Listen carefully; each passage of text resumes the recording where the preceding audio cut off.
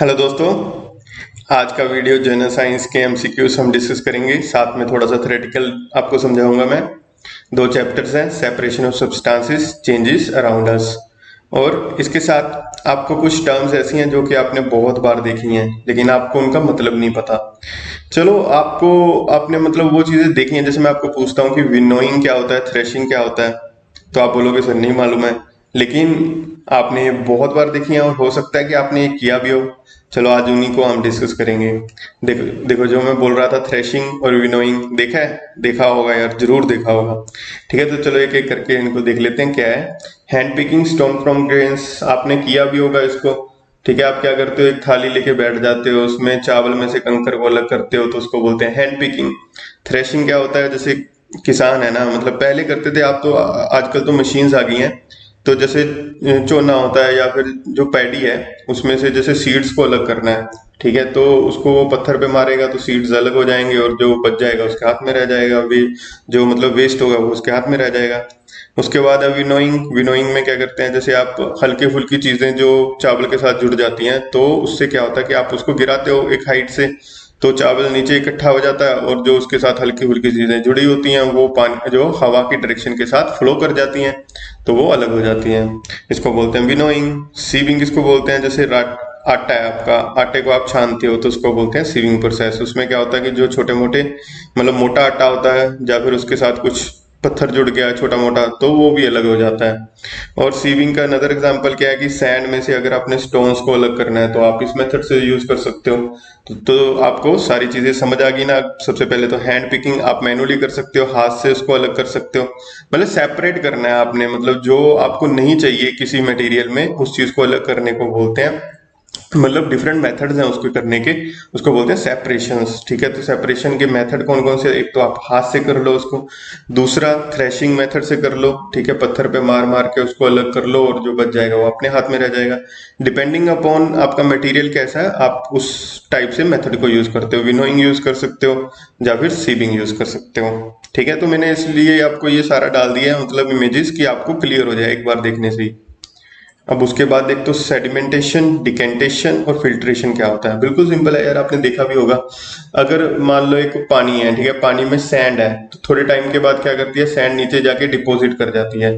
ठीक है, आप इसको ट्राई भी कर सकते हो अपने घर पे। तो उसको हम बोलते हैं सेडिमेंटेशन। अगर भारी सैंड पानी की मतलब नीचे आ जाए और वो इकट्ठी हो जाए तो उसको हम बोलते हैं सेडिमेंटेशन।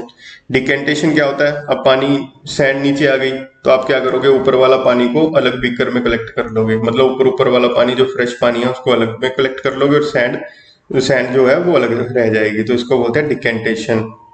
फिल्ट्रेशन क्या होता है, जैसे आप मतलब चाय बनाई आपने, तो आप चाय पानी में उसको क्या करते हो, फिल्टर करते हो, तो उसको बोलते हैं फिल्ट्रेशन प्रोसेस। इसमें क्या होता है कि इसको आप इस मेथड से नहीं कर पाओगे, आप कभी करके भी देखना भी चाय को, अब आप डिकेंटेशन से मतलब फिल्टर करके देखो तो नहीं होगी वो। क्योंकि देखो कुछ बहुत ही जो छोटी छोटी मतलब चाय पत्ती के दाने होते हैं वो रह जाएंगे, तो इसलिए आपको क्या चाय पानी को यूज करना ही पड़ेगा, उसको बोलते हैं। या फिर फिल्टर पेपर, अगर हम मतलब टेक्निकल टर्म में बात करें तो फिल्टर पेपर यूज करते हैं। तो फिल्ट्रेशन क्या है, जिसमें फिल्टर पेपर यूज करते हैं। सब सेडिमेंटेशन क्या में क्या है, जिसमें सैंड है, जो भारी सैंड है वो नीचे डिपॉजिट हो जाती है, और जो वो भारी सैंड डिपॉजिट होगी तो ऊपर वाला जो फ्रेश पानी है उसको आप अलग बीकर में निकालो, तो उसको बोलते हैं डिकेंटेशन। तो सिंपल है, आपको तीनों टर्म्स क्लियर हो गई। अब चलो नेक्स्ट। अब नेक्स्ट है यार, देखो ये चीजें आपने आपको मैं पहले पढ़ा चुका हूँ, लेकिन इसको आपको इमेज के थ्रू आपको ज्यादा क्लियर हो जाएगा। अब सबसे पहले देखो, सूरज की किरणें हैं, सूरज की किरणें पानी पे पड़ती हैं, तो पानी क्या होता है, पानी वेपोरेट होना शुरू होता है। वेपोरेट क्यों होता है, क्योंकि देखो गर्मी पड़ रही है, गर्मी पड़ने के कारण जो इसके मतलब उसकी सतह पे पानी है वो क्या करना शुरू होता है, वो भाप बनना शुरू हो जाता है। तो भाप बनने को, वेपर बनने को हम बोलते हैं वेपोरेशन। बस क्लियर। ठीक है, तो उसके बाद ये वेपर ऊपर जाएंगे, हवा में जाएंगे। हवा में क्या है, नमी है। ठीक है, तो नमी को के साथ ये मिल जाएंगे, तो इससे क्या होगा, ये एक मतलब क्लाउड बनाते हैं। मतलब नमी जो वेपर्स निकल रहे थे, वेपर्स के साथ मिलके क्लाउड बनते हैं। ठीक है, तो इसको बोलते हैं हम कंडेंसेशन। क्लाउड फॉर्मेशन को बोलते हैं कंडेंसेशन। ठीक है, तो उसके बाद क्या होता है, अब ये क्लाउड्स में नमी ऊपर से ये भाप बन के आई जा रहा है, इसमें से नमी मिलती जा रही है, मिलती जा रही है। बहुत ज्यादा भारी होने के बाद क्या होता है कि ये ड्रॉपलेट्स बन जाती हैं, मतलब बहुत ही ज्यादा भारी हो गया, यहाँ पे नमी बहुत ज्यादा हो गई, तो नमी ज्यादा होने के कारण ये ड्रॉपलेट्स बननी शुरू होती हैं और नीचे गिरनी स्टार्ट करती हैं। इसी को आप बोलते हो रेन। तो इसको बोलते हैं हम प्रेसिपिटेशन। ठीक है, और ये पानी क्या है, ये पानी अब पेड़ ले रहे हैं, पेड़ लेके पानी ऊपर पेड़ों में चढ़ रहा है। ठीक है, चढ़ने के बाद ये यहाँ से वेपोरेट हो रहा है, तो इसको हम बोलते हैं, ये प्रोसेस को हम बोलते हैं transpiration. The movement through plants, मतलब पानी का मूवमेंट थ्रू प्लांट्स, इसको बोलते हैं हम ट्रांसपीरेशन। चार चीजें समझ में आ गई आपको। ठीक है, वेपोरेशन क्या है, प्रेसिपिटेशन क्या है, कंडेंसेशन क्या है और ट्रांसपीरेशन क्या है। चलो अब हम एमसीक्यू ट्राई करते हैं। The process of settling down of particles of solid in a liquid is known as sedimentation. मैंने आपको बताया सेडिमेंटेशन क्या होता है, कि जिसमें भारी जो सॉलिड होता है, जैसे मिट्टी हमने पानी में डाली थी तो मिट्टी नीचे मतलब यहाँ पे डिपॉजिट हो गई थी बिक करके, तो उसको हम बोलते थे सेडिमेंटेशन। डिकेंटेशन क्या था, उसको जो अलग पानी को, जो ऊपर वाला पानी है उसको अलग बीकर में निकाल लेना। प्रेसिपिटेशन मैंने आपको बता दिया। सब्लिमेशन क्या होता है, सॉलिड टू गैसीय स्टेट में डायरेक्टली कन्वर्ट करना, मतलब उसको हीट करना कि वो सॉलिड से सीधा गैसीय स्टेट में चले जाए। जैसे मैंने आपको कपूर का एग्जांपल दिया। Which of the following is essential to perform winnowing activity. हवा होनी चाहिए, क्योंकि विनोइंग क्या होता है, मतलब उसको नीचे गिराना, और जो लाइटर पार्टिकल्स हैं वो हवा की डायरेक्शन में चले जाते हैं, तो विंड होनी जरूरी है। Hand picking method is effective in solid mixture, क्योंकि देखो यार, अगर लिक्विड हुआ तो गैसेस हुआ, तो हाथ से कैसे उसको अलग करोगे, सॉलिड मिक्सचर होना चाहिए। Which of the following method used to separate two miscible liquids.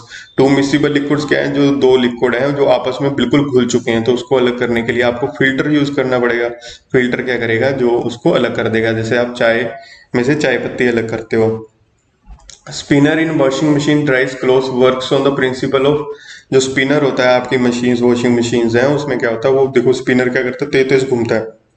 आप जब कपड़े निकालते हो तो आप देखोगे कपड़े भी साइड में ऐसे इकट्ठे हो जाते हैं, तो वो क्या होता है, वो सेंट्रीफ्यूगिंग फोर्स होती है। सेंट्रीफ्यूगिंग फोर्स क्या होती है, जैसे आप मूवमेंट करते हो ना, तो फोर्स जो लगती है वो बाहर की तरफ मतलब लगती है, तो इसी कारण मतलब जो पानी होता है वो बिल्कुल मतलब उसको निचोड़ देता है, वो सेंट्रीफ्यूगिंग प्रिंसिपल के ऊपर काम करती है। Combine is use in which of the following. Threshing, जैसे मैंने आपको बोला थ्रेशिंग, वो तो बंदा हाथ से काम कर रहा था, लेकिन आपने उसी हाथ से काम करने को आपने रिप्लेस कर दिया कंबाइन से। ठीक है, तो combine is an example of threshing. Solubility of water dash with an increase in temperature होगा यहाँ पे। ठीक है, तो इसको करेक्ट कर लो। मतलब अगर सोलेबिलिटी, अगर हम टेम्परेचर को बढ़ाए तो सोलेबिलिटी ऑफ वाटर क्या होता है, इंक्रीज कर जाता है। आप गर्म पानी में नमक डालो वो जल्दी घुल जाएगा। ठीक है, गर्म पानी में चीनी डालो वो जल्दी घुल जाएगी एज कंपेरिजन टू ठंडे पानी से। Air is a mixture of gases, तो A is the right answer. Process of solid changing directly in vapour from without becoming liquid is called sublimation. ये मैं आपको बता चुका हूँ, कपूर का एग्जांपल दिया था मैंने आपको। Salt is obtained from sea water by using which of the following process, evaporation. अब मैं आपको बताता हूँ ये कैसे होता है। जैसे वेपोरेशन है, यहाँ पे देखो पानी है, तो लोग क्या करते हैं, इस पानी को ना इकट्ठा करके ना, मतलब एक जगह इकट्ठा कर लेते हैं, समुद्र के किनारे करते हैं, मतलब यहाँ पे पानी को इकट्ठा कर लिया। अब यहाँ पे सूरज की किरणें ऑटोमेटिकली पड़ती रहेंगी, पानी भाप बन के उड़ जाएगा, और जो बचेगा पानी में क्या घुला होता है, साल्ट घुला होता है, तो साल्ट यहाँ से रह जाएगा। वो इसको इकट्ठा करेंगे, उसमें केमिकल रिएक्शंस जो भी उन्होंने प्रोसेसिंग करके उसको बेच देंगे। ठीक है, टाटा नमक जैसे आप खाते हो। तो ये हो गया था आपका वेपोरेशन। चलो अब नेक्स्ट क्वेश्चन पे। Method of separating substances based on size colour and shape is called hand picking. ठीक है, तो जो आपका साइज कलर और शेप पे डिपेंड करता है, मतलब सॉलिड भी होना चाहिए, ठीक है, उसके कितना मोटा है, मतलब वो दिखना भी चाहिए आपको, तो हैंड पिकिंग से होता है वो। The process use for separating grains from the stock, जो मैंने आपको दिखाया था, स्टाक से ग्रेन्स को अलग कर रहा था वो बंदा, उसको पत्थर पे मार रहा था, तो उसको बोलते थे हम threshing. Which method is commonly used by farmers to separate lighter husk particles from having heavier seeds of grain? तो क्या कर रही थी वो, ऊपर से गिरा रहे थे, लाइटर विंड की डायरेक्शन में फ्लो कर रहा था, winnowing.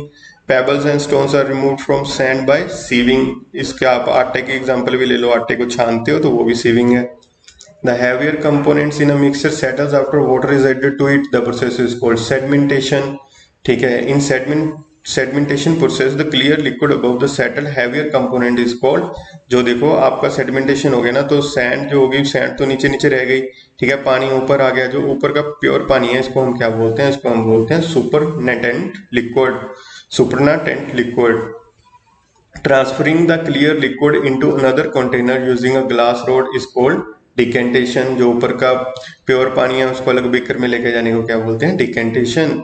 During filtration process the dust particle which remain on the filter paper is called, चाय पत्ती जो आपकी छाननी में रह गई उसको क्या बोलते हो आप, residue. Which method is commonly use to separate salt from water, evaporation मैंने आपको बता दिया।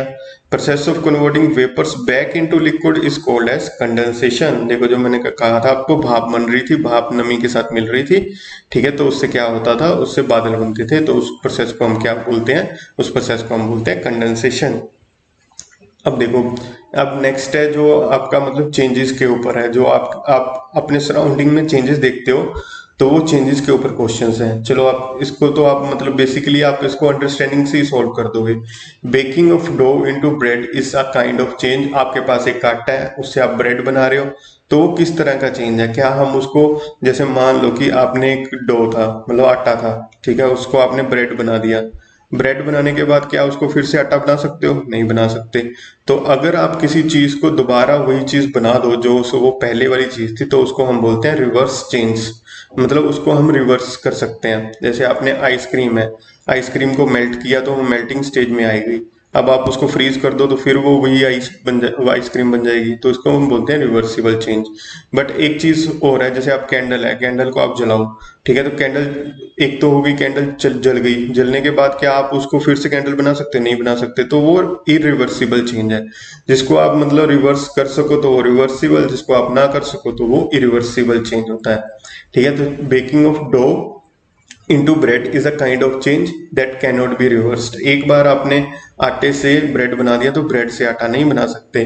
Which of the following is a reversible change? Melting of ice, मैंने आपको एग्जांपल दे दिया, आप उसको फ्रीजर में रख दो तो फिर से वो आइस बन जाएगा। Which of the following is a desirable change? देखो burning of house, floods, landslides, ये हमको नहीं चाहिए।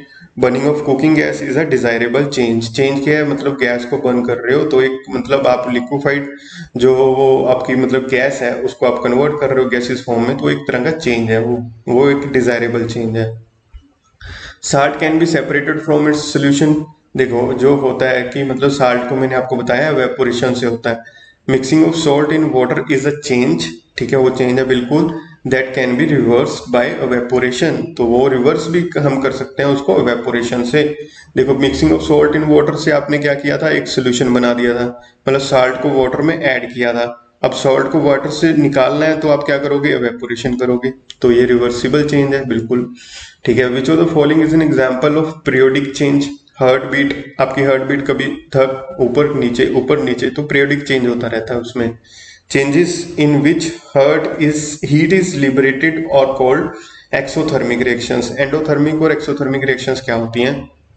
एक्सोथर्मिक रिएक्शंस आप मान लो कि जिसमें आप मतलब हीट सराउंडिंग में मतलब एक्सट्रैक्ट करते हो, मतलब उसमें से हीट रिलीज होती है सराउंडिंग में। और एंडोथर्मिक रिएक्शंस क्या होती हैं? जो जिसमें हीट बाहर रिलीज नहीं होती, सारी अंदर के अंदर रह जाती है। Iodine sublimes on heating directly changes into a gas state without going through liquid state. Which of the following change is not true for iodine sublimation? देखो आयोडीन में क्या होता है, जब आप उसको हीट करते हो तो वो क्या करता है, वो डायरेक्टली गैसेस स्टेट में चला जाता है, लिक्विड स्टेट में नहीं हो जाता। जैसे कपूर का एग्जांपल मैंने आपको दिया था, तो उससे आप क्या इंटरफेयर करते हो? एक तो बहुत ही जल्दी होता है वो, क्योंकि एकदम से इतनी ज्यादा हीट देनी पड़ती है कि वो सॉलिड से गैसेस स्टेट में चला जाए, और एक तरह का फिजिकल चेंज है ये, ठीक है। और change is reversible.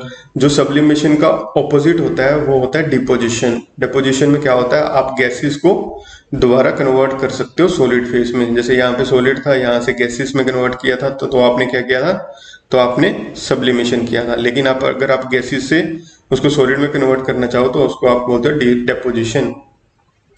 In general on heating metals expand. Metal को आप हीट करो, किसी भी चीज को हीट करो तो वो बेसिकली एक्सपैंड करती है, ठीक है। Iron rim is made slightly smaller than wooden wheel. The rim is usually heated before fixing into the wooden wheel because on heating the iron rim. देखो जो आयरन रिम होता है, मतलब जैसे आपने देखा होगा बुलॉक्स देखे होंगे, तो उसमें क्या होता है कि यार एक पहिया होता है, ठीक है ना, पहिए के मतलब पहिए में आप क्या करते हो, वुडन पहिया है, इसमें आप क्या करते हो, एक आयरन रिम फिक्स करना चाहते हो, इसके ऊपर चढ़ाना चाहते हो, तो आप क्या करते हो, जो ये इसको ना थोड़ा सा हीट करते हो। हीट इसलिए करते हो कि यार ये इसमें घुस जाए, ठीक है, इसमें घुस जाए, फिर उसके बाद आप हीट हुआ है, अब जब ठंडा होगा तो ये कॉन्ट्रैक्ट करेगा तो इसके साथ चिपक जाएगा, तो इसलिए हम इसको थोड़ा सा गर्म करते हैं। एक्सपैंड फर्स्ट, पहले एक्सपैंड होता है थोड़ा सा ताकि ये अंदर घुस जाए, देन ऑन कूलिंग कॉन्ट्रैक्ट्स, ये इसके साथ चिपक जाता है, ठीक है, तो फिट हो जाता है। तो D is the right answer होगा यहाँ पे। Which of the following can be considered as fast change? देखो ग्रोथ ऑफ चाइल्ड धीरे धीरे होती है, जर्मिनेशन ऑफ सीड भी बड़ी जल्दी जल्दी होता है, कुक मतलब स्लोली होता है, कुकिंग ऑफ फूड्स मतलब जल्दी नहीं होता ये, बर्स्टिंग ऑफ क्रैकर्स रिलेटिवली बहुत फास्टर है as comparison to other options.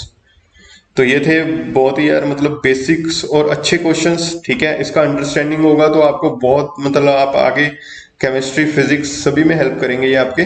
चलो इसको पढ़ो और खुश रहो। Thank you.